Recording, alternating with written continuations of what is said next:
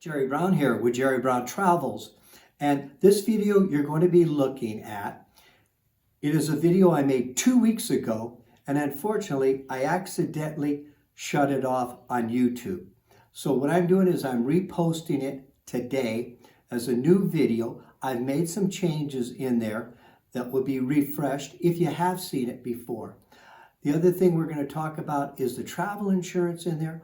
Also, it's an update on what's happening here now in Ajijic, Lake Chapala area. We're getting quite a bit more of the coronavirus is spreading here.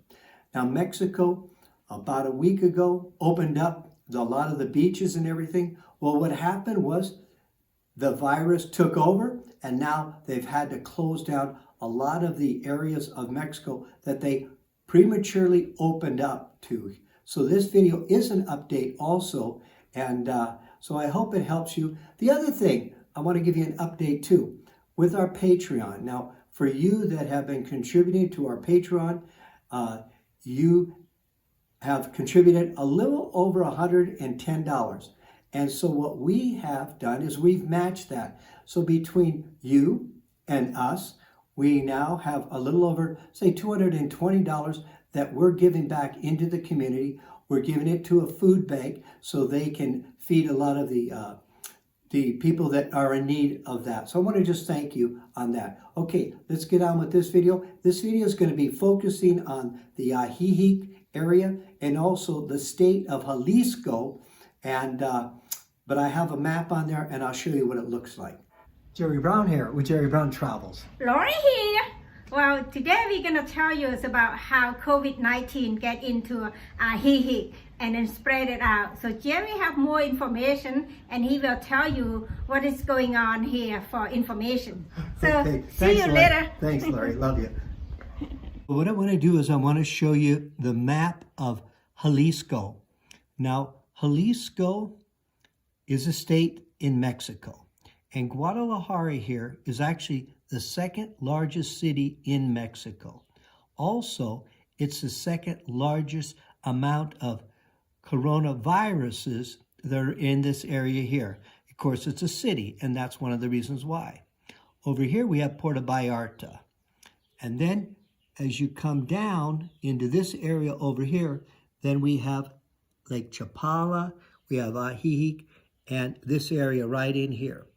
Well, what's happening is that right now in Mexico, we have 500 coronavirus cases daily.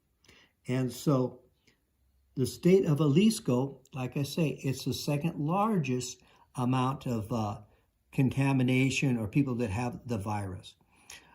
What's happening now is that before, this road coming down from Guadalajara, we had a roadside block there. And also coming this way, we had a roadside block. And so they were stopping people from Guadalajara because they have more of the viruses there. And they were protecting this little area here. But they've opened up these roads now so people can come in and out. And that's one of the fears because Guadalajara has so many cases there. And what's happening too is we have the occupancy of hospital beds has risen 31%. Here in Guadalajara. So it's really making a jump. You're safer being at home. Wherever you're at in the world, wherever home is for you, to stay there. Don't risk yourself by traveling, being on a crowded airplane. Maybe you'll get infected. Maybe you're okay where you are now, but it can, you could get infected as traveling from, say, even from California to Mexico, which is only about a 3-hour flight. But you never know what can happen. Right now, the United States has a level 4 health advisory saying that they recommend for the United States citizens to stay in their country and not do any international travel.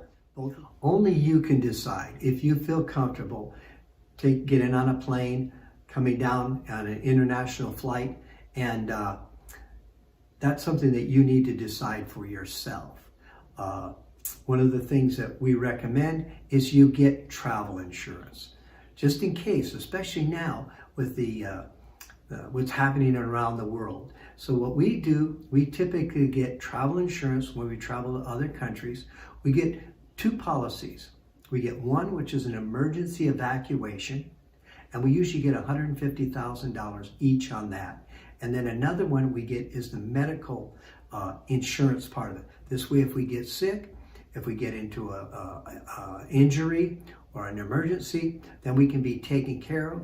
And then if we need to, we can be stabilized and we can fly out to wherever we want to go to, or we have our own doctors. So we highly recommend that you get travel insurance. Now, if you decide you're going to travel, be mindful of the hotel and the airline cancellation policy and rebooking policies, and be clear on that, because you could come into some difficulties. As an example, when we were traveling in Cambodia, we got stuck in Cambodia, and maybe you saw that video on that, and we ended up being canceled on one reservation of our plane flight coming back, and I had to book two other ones, and we were canceled on those two, and then finally in the third one, I got a ticket to come back.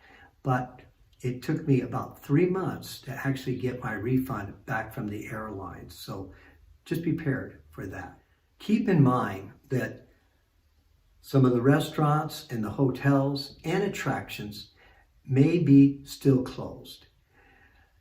You may not have the experience that you were expecting to have, because they're still trying to get organized. And so maybe they're not going to have everything open, and it's not going to be as convenient for you now. Some of the challenges that the resorts and hotels are having right now, because they have a lot of employees on a daily basis that are coming in and out. And so this is causing some of the concerns of how their safety is. Because remember, they can be wearing a mask and everything, but they may not be washing their hands and keeping everything clean like you would have to have it. We're not done yet.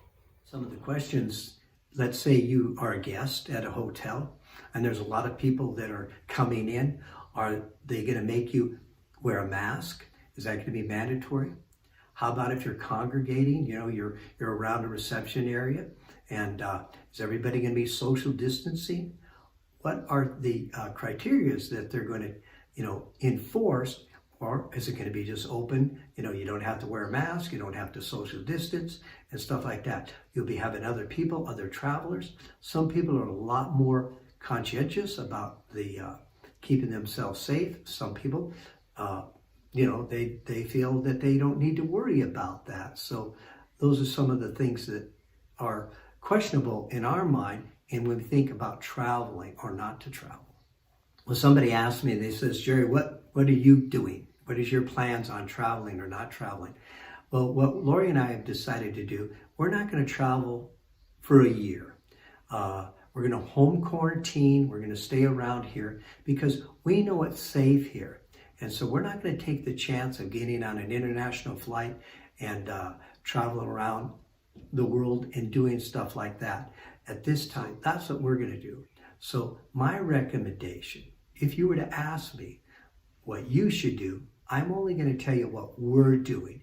You make that determination for yourself. Now, what I did this week is I talked to two doctors, and I wanted to get their input on how they saw and how they would recommend people coming in here. And so I asked them, I says, what would you say to somebody that wants to come in here? The first doctor said, well, because the care of the medical care down here isn't on the same level as it is, say, in the United States or Canada, that it's not on the same par with them, that he would recommend for you not to come down here, because if you did get sick, you would not get the care that normally you would get in your own country. So that was his input. The other doctor said that, so the doctor recommended, he says, if you come down here, you're staying in a resort or you're staying in a hotel, and let's say you do get sick, you get the virus down here, well, how are you going to handle that? Are you going to have to quarantine yourselves in that hotel room? Because there's no beds that are available here. So he cautions you on that. Both the doctors recommend, if you get down here and you decide to travel, or wherever you're traveling in the world, take the time and take a 2-week quarantining yourself. At least. Don't go. If you have to go, come right back.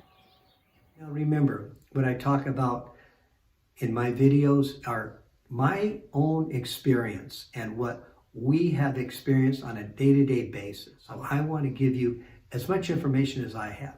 But saying that, I want you to always verify. Don't trust what I say. Verify by other people that you feel confident can give you the honest answer. Now, one of the things I want to tell you, we started a program because there's a lot of people down here in Mexico that need money and they need a lot of support. And we have a program that it's called Patreon. And maybe you know about it and maybe you don't. Well, we have a link down below and you can look at that. But what we're decided to do is that any money that comes in from any of our patrons, we're going to match it dollar for dollar. So if you give $1, we'll give $2. If you give $5, we'll give $10. If you give 10, we'll give 20. And so we're giving that away to the food banks here, to the needy families, and it's a way that we want to give back to the Mexican people here. So with your help, if you give, we'll give also. We're giving anyways besides that, but that little side thing here just helps out the people. So it's very little. Check that out. If you don't feel comfortable with that, don't do that. Just please subscribe. We would appreciate that. Don't forget, turn on your reminder so you get a notification, and also mention this video to your friends.